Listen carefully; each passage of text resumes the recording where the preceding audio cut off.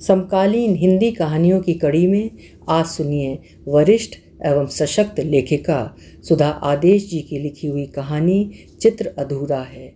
मेरी जुबानी। मैं हूँ सीमा सिंह। मोबाइल की घंटी लगातार बज रही थी। किचन में काम करते करते उमा झुंझला उठी थी। फ़ोन भी कोई नहीं उठाएगा। एक पैर पर खड़ी मैं ही इधर भी देखूं और उधर भी देखूं। गैस की नॉब धीमी करके दौड़ी। हेलो कहते ही सुमित की हर्षातिरेक से भरी आवाज़ सुनाई पड़ी। मम्मा, आपके आशीर्वाद से मेरा भारतीय प्रशासनिक सेवा में चयन हो गया है। मेरिट सूची में मेरा नाम शीर्ष पर होने के कारण आशा है कि मुख्य सेवा में मेरा नाम आ जाएगा। 1-2 दिन में घर पहुंचूंगा। कुछ और कहती कि उसने फ़ोन रख दिया। शायद बिजी था। मन में छाया तनाव पल भर में दूर हो गया। सोचा कार्तिकेय को जाकर खुशखबरी दूं। शयन कक्ष में गई तो देखा कार्तिकेय गहरी नींद में सोए हुए हैं। कल रात्रि 1 बजे 3 दिन के टूर के पश्चात लौटे थे। थके होंगे, वरना 6 बजे के पश्चात तो बिस्तर पर रह ही नहीं सकते। 6:30 से 7 बजे तक उनका योगा करने का समय है और 7 बजे से आसपास के एरिया के फ़ोन के द्वारा जानकारी हासिल करने का, जिससे कहीं कुछ भी समस्या होने पर तुरंत उसका निदान किया जा सके। वो एक पब्लिक अंडरटेकिंग कंपनी में चीफ जनरल मैनेजर हैं। अनुज ट्यूशन गया है तथा पिताजी सुबह की सैर के लिए। सन की आवाज़ आई तो ध्यान आया कि गैस पर दही जमाने के लिए दूध गर्म करने के लिए रखा है। दोपहर के खाने में सबको खाने के साथ ताज़ा दही चाहिए, अतः सुबह उठकर सर्वप्रथम यही कार्य करना पड़ता है। शीघ्रता से जाकर गैस बंद की। अनुज ने आज नाश्ते में आलू के पराठे खाने की फरमाइश की थी, अतः कुकर में आलू रखकर आटा मलने लगी। हाथ आटा मल रहे थे, किंतु अनायास ही मस्तिष्क में 8 वर्ष पूर्व की घटनाएं चलचित्र की भांति उसके मन मस्तिष्क से गुजरकर मन में उथल पुथल मचाने लगी। उस दिन सुबह से ही न जाने क्यों मन उद्विग्न था। 12वीं का परीक्षाफल निकलने वाला था। सुमित भी उस दिन वहाँ नहीं था। सुमित को अपने मौसा मौसी से बेहद लगाव था, अतः इस बार छुट्टियों में उसने स्वयं ही दिल्ली मौसी के पास जाने की इच्छा प्रकट की थी। उमा उसे अकेले भेजने में झिझक रही थी, किंतु कार्तिकेय का मत था कि एक उम्र के पश्चात बच्चों में स्वतंत्र निर्णय लेने की क्षमता आनी चाहिए। ये तभी संभव है जब बच्चों को अकेले रहने आने जाने की सुविधा प्रदान की जाए। 2 दिन पश्चात सुमित आने वाला था। वैसे तो सुमित पढ़ने में अच्छा था, किंतु बोर्ड की 10वीं की परीक्षा का परीक्षाफल निकलने से पूर्व वो सुमित से ज़्यादा नर्वस थी। अतः उसके बार बार पूछने पर कि क्या तुम पास हो जाओगे, एक दिन वो झुंझलाकर बोला था, mamma, why are you so underestimate me? I will certainly come in merit. सचमुच मेरिट सूची में उसका नाम देखकर घर भर की छाती गर्व से फूल उठी थी। वो सबकी आशाओं का केंद्र बिंदु बन बैठा था। दादी कहती, डॉक्टर बनाऊंगी अपने पोते को, कम से कम बुढ़ापे में मेरी सेवा तो करेगा। मुझे दूसरों के पास दिखाने तो नहीं जाना पड़ेगा। उनका वश चले तो एक ही बार में मरीज का खून चूस लें। दादा कहते, डॉक्टर नहीं, मैं अपने पोते को अपनी तरह कलेक्टर बनाऊंगा, जिससे वो समाज में फैली अराजकता और भ्रष्टाचार पर अंकुश लगाकर समाज के उत्थान हेतु कार्य कर सके। कार्तिकेय चाहते थे कि उनका बेटा उनकी तरह इंजीनियर बनकर देश के नव निर्माण में सहयोग करे। महाराष्ट्र में उस समय इंजीनियरिंग और मेडिकल के लिए प्रवेश परीक्षा नहीं होती थी। केवल 12वीं के अंकों के आधार पर कॉलेज में एडमिशन मिल जाता है। इस सुविधा का लाभ उठाकर शहर के नामी कॉलेज में सुमित का दाखिला कराकर हम भविष्य के लिए आश्वस्त हो जाना चाहते थे। अतः 12वीं में उसे गणित और जीव विज्ञान दोनों विषय दिलवा दिए थे, जिससे जिस ग्रुप में ज़्यादा अंक होंगे उसी में उसका दाखिला दिलवा सकें। कोई भी उस मासूम की इच्छा नहीं पूछ रहा था कि उसे क्या बनना है, उसकी रुचि अभिरुचि किसमें है। वो मूक दृष्टा थी। डर था तो केवल इतना कि वो कहीं 2 नावों में सवार होकर मझधार में ही ना गिर जाए।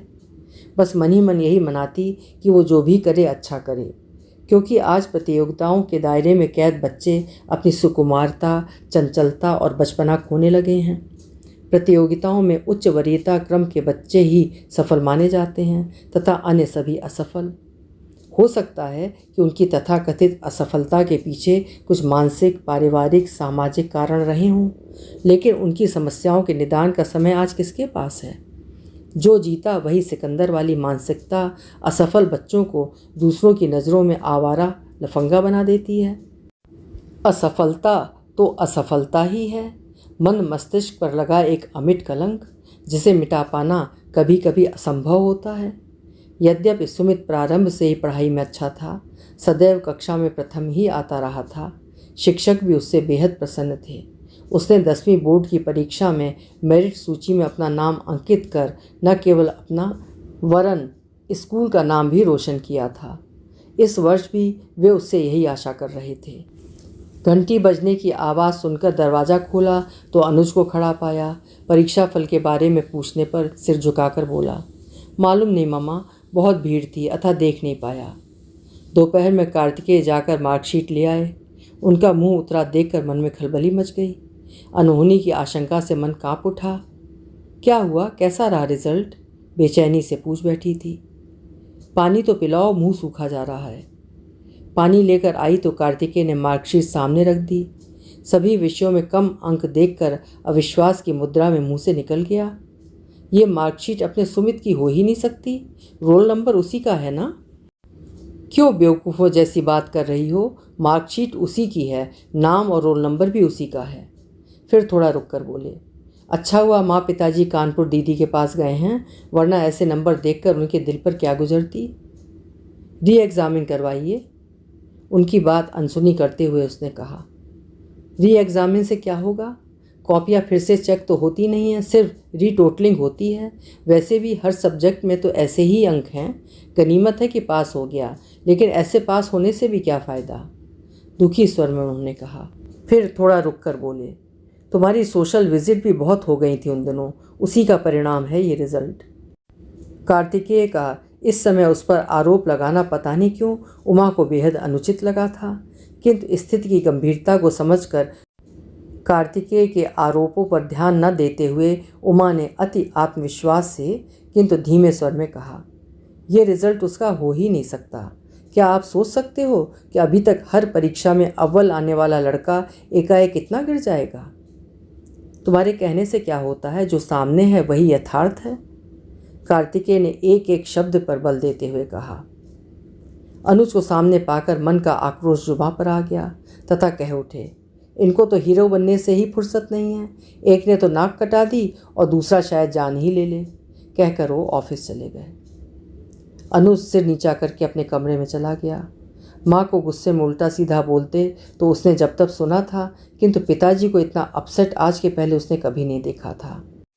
उनके सामने मामा कभी उसे या भैया को कुछ कहती तो वो उनका पक्ष लेते हुए कहते हैं, बच्चे हैं, अभी शैतानी नहीं करेंगे तो फिर कब करेंगे? रोने पीटने के लिए तो सारी ज़िंदगी पड़ी है।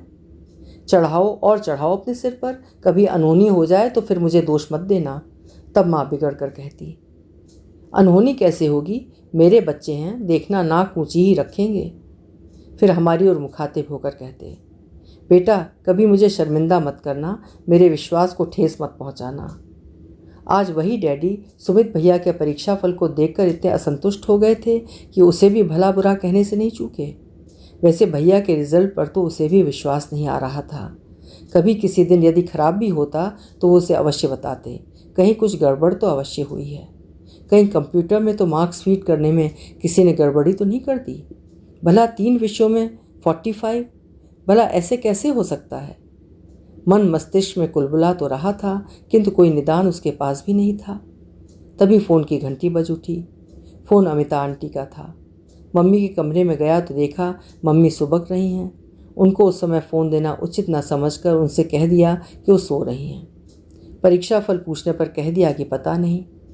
वो जानता था कि वो कॉलोनी की इंफॉर्मेशन सेंटर हैं, हर घर के समाचार उनके पास रहते हैं और पल भर में ही सबके पास पहुंच भी जाते हैं। पता नहीं उनको सबकी घरेलू ज़िंदगी में इतनी दिलचस्पी क्यों रहती है।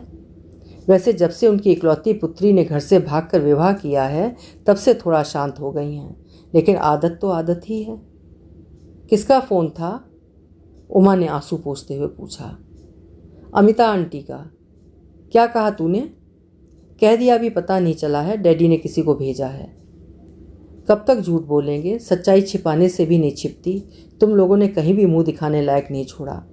कल तक जिनके सामने मैं अकड़ कर कहती थी कि मेरे दोनों बच्चे हीरे हैं, उनको क्या जवाब दूंगी? अरे तुम तो कोयला ही निकले। अपने मुंह पर तो कालिक पोती ही हमारे मुंह पर भी पोती। कहते हुए आंसुओं की झड़ी लग गई थी। अनुज जानता था कि अभी माँ से कुछ भी कहना ठीक नहीं है। उमा सदमे की स्थिति में कहती जा रही थी, अरे इन्हीं हाथों से खिलाया पिलाया पढ़ाया, दिन रात एक कर दिए, अपनी सभी इच्छाएं तुम दोनों पर कुर्बान कर दी, क्या मिला मुझे? ये अपमान, दुख और संताप। तभी घंटी बजी। अनुज दरवाज़ा खोलने गया तो देखा रमाताई खड़ी हैं। वो बिना कुछ पूछे या कहे सदा की तरह अंदर चली गई तथा उमा की अव्यवस्थित हालत देखकर बोली, क्या हालत बना रखी है उमा तुमने? क्या करूं दीदी, आप ही बताओ। 2 बेटियों से भी ज़्यादा मुश्किल आज बेटों को पालना है। बेटी एक बार ना भी पढ़े तो योग्य लड़का देखकर विवाह कर दो, उनका जीवन कट ही जाएगा। लेकिन अगर लड़के कुछ नहीं बन पाए तो क्या करेंगे? आपके भैया के पास इतना पैसा भी नहीं है कि इन्हें कोई व्यवसाय ही करा दें। लेकिन जब पढ़ ही नहीं पाएंगे तो ये भी तो आवश्यक नहीं कि व्यवसाय में भी सफल हो जाएंगे। हर जगह प्रतियोगिता है दीदी। आज अगर एक जगह सफल नहीं हो पाए तो कैसे आशा करें कि दूसरी जगह भी सफल हो जाएंगे?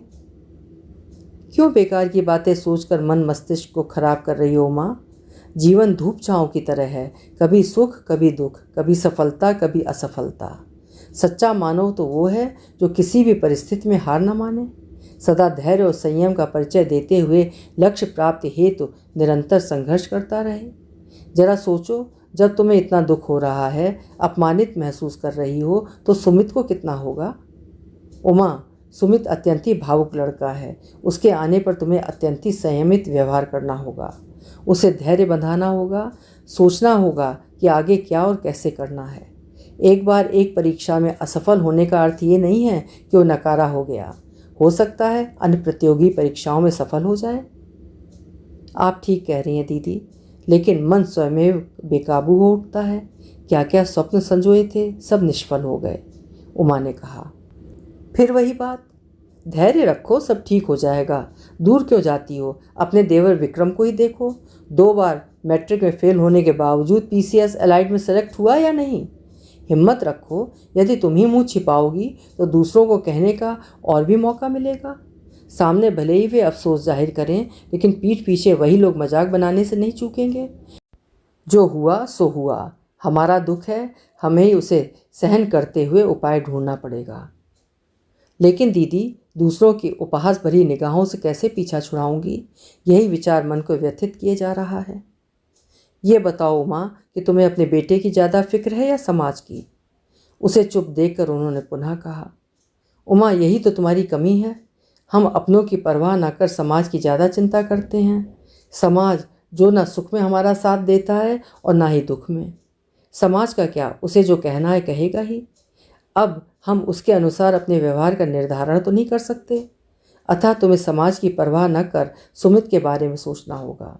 उसको डांटने फटकारने के बजाय उसकी इच्छा जाननी होगी, कारण पता लगाना होगा कि ऐसा किस वजह से हुआ है। आप ठीक कह रही हैं दीदी, शायद यही उचित मार्ग है। उसकी जेठानी रमा उसकी बहन जैसी थी। वो भरी जवानी में ही विधवा हो गई थी। समाज की परवाह न कर छोटी नौकरी करते हुए उन्होंने न केवल बच्चों को पढ़ाया, वरन स्वयं भी MA BEd करके आज माध्यमिक स्कूल में शिक्षिका के पद पर कार्यरत हैं। दोनों बच्चे अच्छी जगहों पर नौकरी कर रहे हैं तथा उन्हें भी अपने मृदु व्यवहार के कारण समाज में सम्मानजनक स्थान प्राप्त है। शाम को कार्तिकेय के ऑफिस से आने के पश्चात उमा ने रमा दीदी के द्वारा बताई गई बातें बताईं तो उन्हें भी महसूस हुआ कि सुमित को विश्वास में लेकर ही कुछ निर्णय लिया जा सकता है।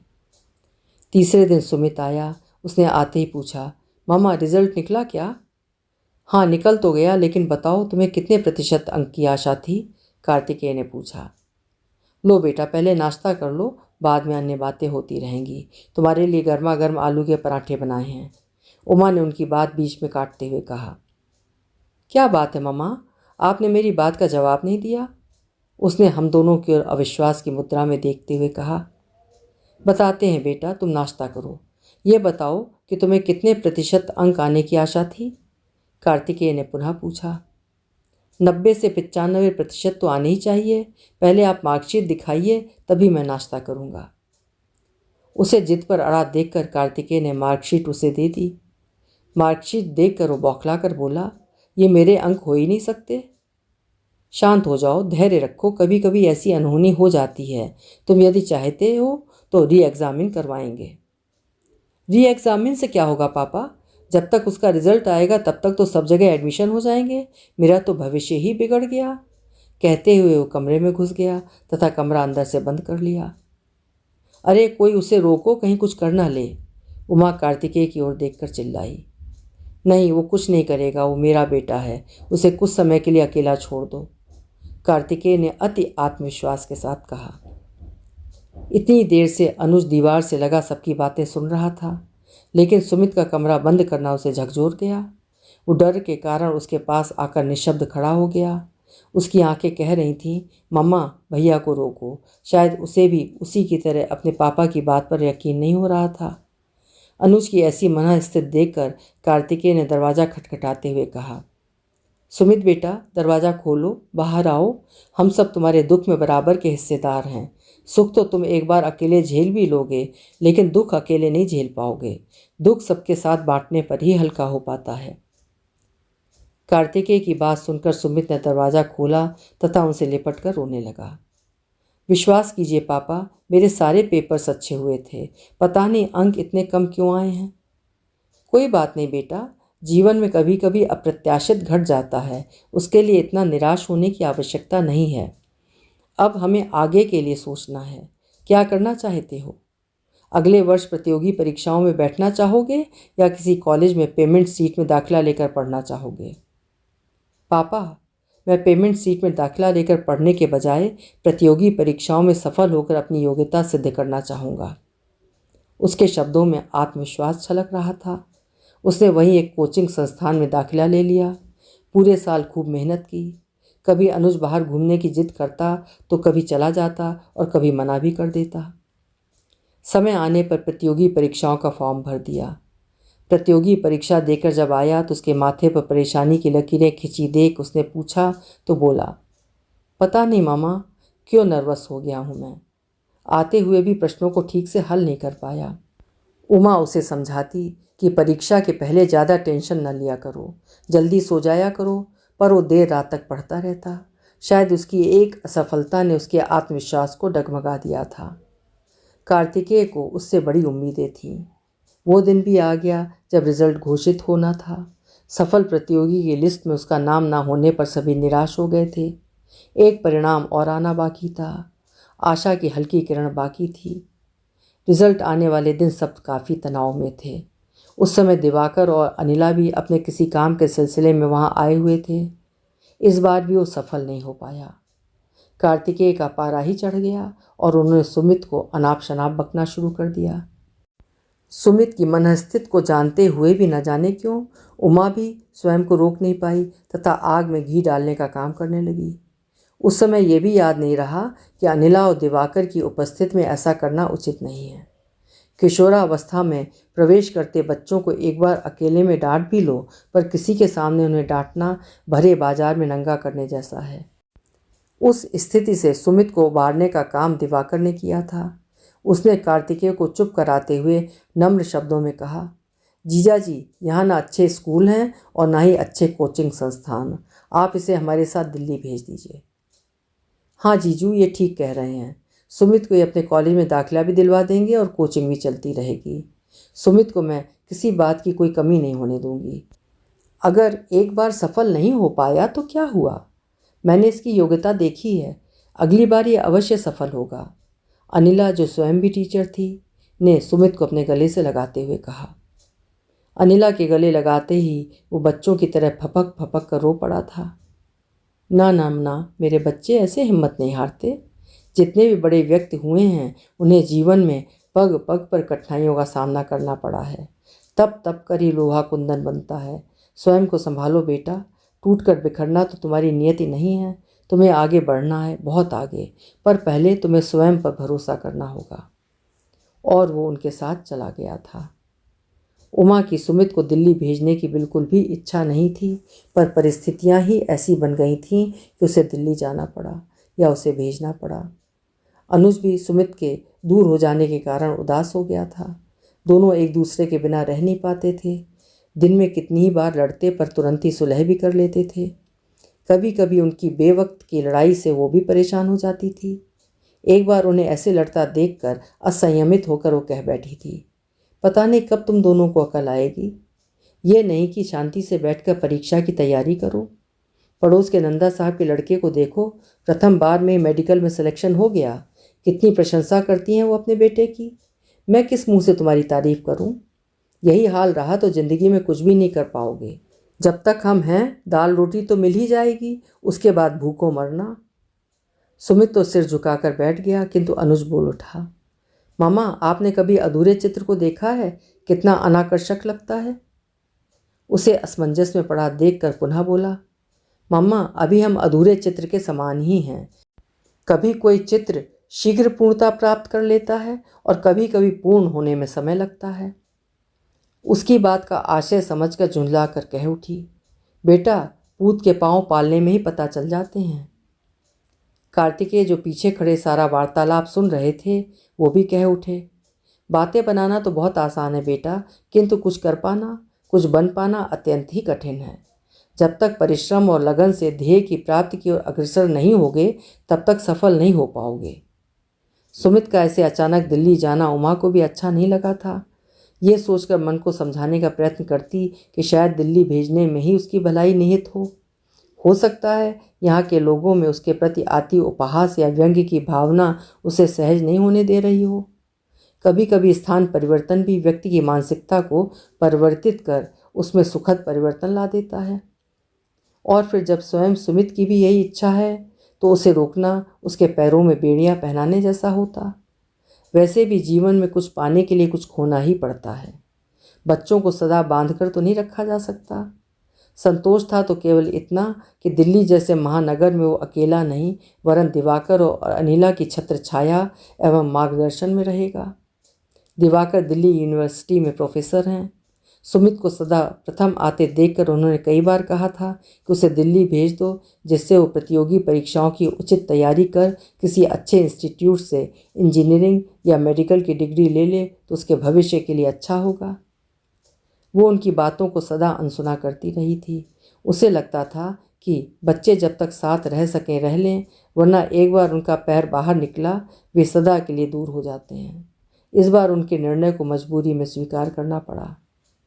अनिला ने बताया कि वो मेडिकल या इंजीनियरिंग में न जाकर सिविल सेवा में जाना चाहता है, अतः उसी दृष्टि से उसका वहाँ एडमिशन करा दिया है। अपनी इच्छा के विपरीत जाने पर कार्तिकेय ने सुमित से बात करना ही छोड़ दिया था। बीच में एक बार वो आया भी, पर अपने पिता के रुख को देखकर वो अपने कमरे में ही बंद पड़ा किताबों में सिर छिपाए रहता। उमा के मुंह से भी जब तब न चाहते हुए भी अनचाहे शब्द निकल जाते थे। उसे लगता था जब मेडिकल या इंजीनियरिंग में ही नहीं आ पाया तो सिविल सेवा में कैसे आ पाएगा, वो तो और भी कठिन होती है। एक बार ऐसे क्षण पिताजी ने उससे कहा था, उमा तुझमें धैर्य क्यों नहीं है? जीवन में प्रत्येक वस्तु प्रत्येक इच्छा पलक झपकते ही प्राप्त नहीं होती, वरन उसके लिए धीरज रखना पड़ता है। ये बात और है कि किसी किसी को अपने ध्येय में सफलता थोड़े से प्रयत्न करने के पश्चात ही मिल जाती है और किसी को अथक परिश्रम करने के पश्चात भी नहीं मिलती है। लेकिन सच्ची लगन, धैर्य, विश्वास हो तो कोई कारण नहीं कि मानव निज लक्ष्य को प्राप्त न कर पाए। पता नहीं इंसान जरा सी असफलता से ही व्यर्थ ही इतना विचलित क्यों हो उठता है कि अपने ही खून को अपमानित करने से नहीं चूकता। अच्छा ये बता, सुमित इस समय स्वयं परेशान है, ऐसे समय तुम्हारा उसे डांटना या अपमानित करना क्या उसका मनोबल नहीं तोड़ेगा? पिताजी की बात सुनकर उमा को भी महसूस होने लगा था कि अभी तक उसका व्यवहार ही सुमित के प्रति गलत रहा है, तभी उसमें आत्मविश्वास की कमी आती जा रही है। हो सकता है वो पढ़ने का प्रयत्न करता हो, लेकिन अति दबाव में आकर वो पूरी तरह ध्यान केंद्रित न कर पा रहा हो। शायद प्रारंभ से ही बच्चों को हम अपनी आकांक्षाओं, आशाओं के इतने बड़े जाल में फांस देते हैं कि वो बेचारे अपना अस्तित्व ही खो बैठते हैं। वे समझ नहीं पाते हैं कि उनकी स्वयं की रुचि अभिरुचि किस में है, उन्हें कौन से विषय चुनने चाहिए। वैसे भी हमारी आज की शिक्षा प्रणाली बच्चों के सर्वांगीण विकास में बाधक है।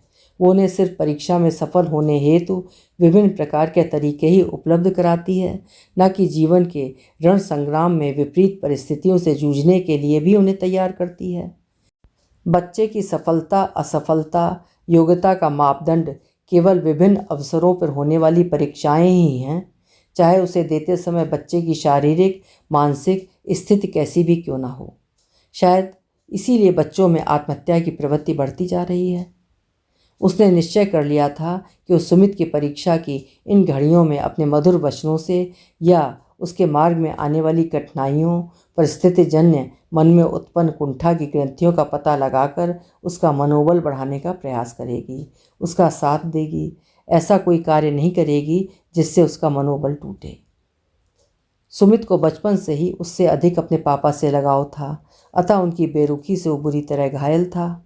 अनिला कहती, दीदी, सुमित ने स्वयं को पढ़ाई में डुबो लिया है, लेकिन वो गुमसुम होता जा रहा है। लगता है जैसे उसका आत्मविश्वास खो गया है।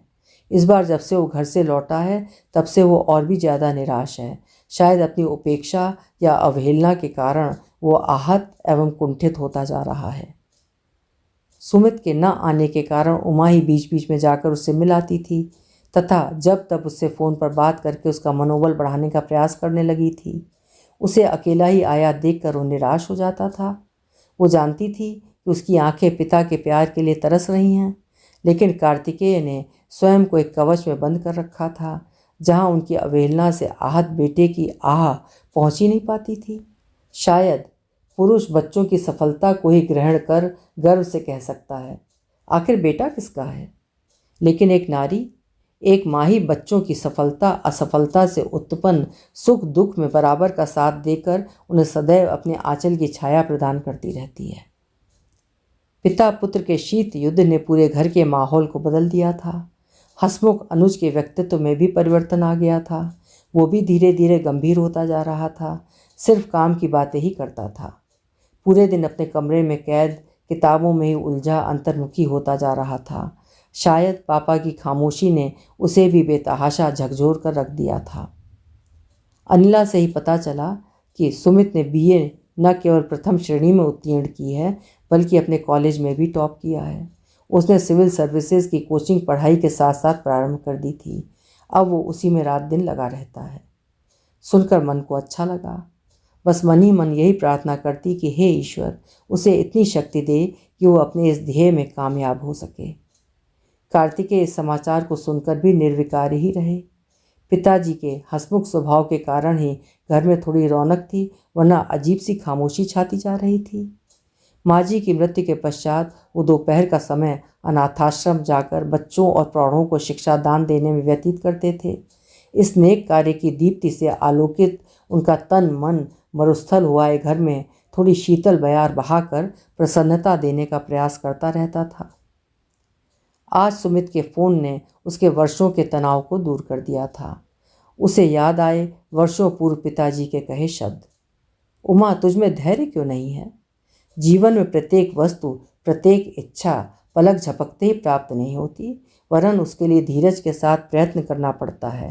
ये बात और है कि किसी किसी को अपने ध्येय में सफलता थोड़े से प्रयत्न करने के पश्चात ही मिल जाती है और किसी को अथक परिश्रम करने के पश्चात भी नहीं मिलती है। लेकिन सच्ची लगन, धैर्य और विश्वास हो तो कोई कारण नहीं कि मानव निज लक्ष्य को प्राप्त न कर पाए। और आज सचमुच पिताजी की कही बात सत्य सिद्ध हो गई थी। अकारण ही वो इतने वर्षों से मानसिक तनाव झेलती रही थी। उमा बेटा, एक कप चाय मिलेगी? सुबह की सैर से लौट कर आए पिताजी ने किचन में आकर दूध रखते हुए कहा। बस 1 मिनट पिताजी, कहते हुए वो विचारों के चक्रव्यूह से बाहर निकली। वास्तव में उनकी सैर और ताज़ा दूध लाने का काम दोनों साथ साथ हो जाते थे। कभी कभी सब्जी फल इत्यादि यदि अच्छे और उचित दाम में मिल जाते तो वो भी ले आते थे। इस तरह उनकी सैर बहुउद्देशीय बन गई थी। पिताजी, आपका स्वप्न पूरा हो गया। चाय का कप टेबल पर रखते हुए उमा ने कहा। स्वप्न? कैसा स्वप्न? क्या सुमित सिविल सर्विसेज में आ गया?